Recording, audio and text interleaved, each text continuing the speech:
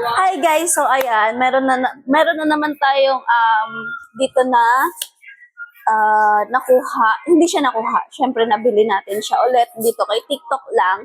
Eto guys, ayan.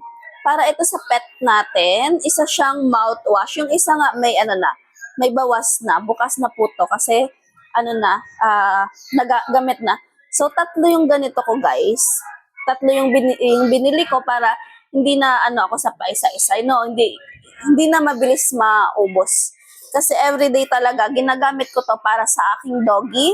Ito ay isang probiotic na pet mouthwash. So, kapag ang inyong doggy or kapag ang inyong mga pets dyan is medyo may amoy ang kanilang bibig or masangsang, masangsang yung amoy ng kanilang bibig.